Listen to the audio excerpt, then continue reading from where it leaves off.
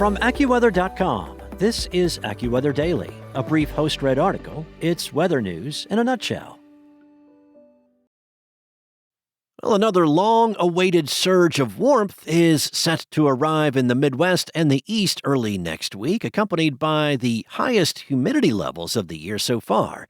The combination will make it feel more like midsummer for tens of millions of folks there.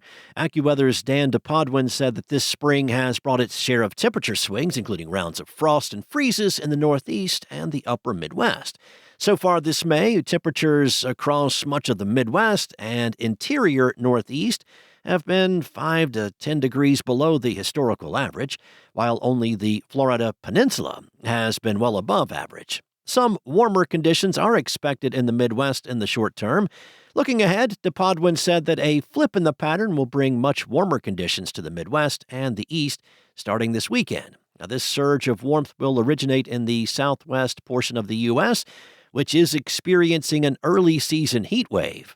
As a high-pressure system develops over the southeast, it will gradually shift off the southern Atlantic coast, helping to pump warmer, more humid air into much of the Midwest and the East. Highs in the 50s and 60s across the Northeast will give way to temperatures in the 80s.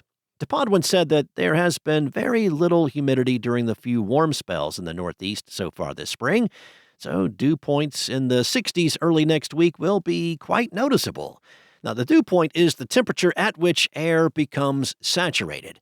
Higher values indicate more noticeable and potentially uncomfortable humidity. In many places across the East, daytime temps may reach their highest levels in a month. Philadelphia, for example, may reach 90 by Tuesday.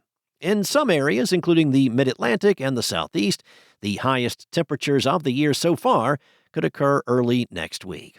When combined with surging humidity and strong sunshine, AccuWeather real field temperatures could approach or exceed 100 for a few hours on 2 or 3 days. Well, some sad news out of Glacier National Park as a hiker died following a bear attack there. It was the second bear attack at a national park in less than a week. The victim was a 33-year-old Florida man that had been reported missing after failing to return from a solo hike on the Mount Brown Trail near Lake McDonald Lodge. Search and rescue crews found his body on May 6th, 50 feet off the trail in a densely wooded area about 2.5 miles from the trailhead. The National Park Service confirmed his injuries were consistent with those sustained by a bear encounter. An investigation is ongoing, and the area where the incident occurred was closed due to public safety concerns. Now, this is the first fatal bear attack in Glacier National Park since 1998. It is also the second bear attack in a national park in less than a week. On May 4th, 2 hikers in Yellowstone National Park were attacked by a bear, but managed to escape with injuries. Now, the death is a sobering reminder of the risks that can accompany backcountry hiking in bear country.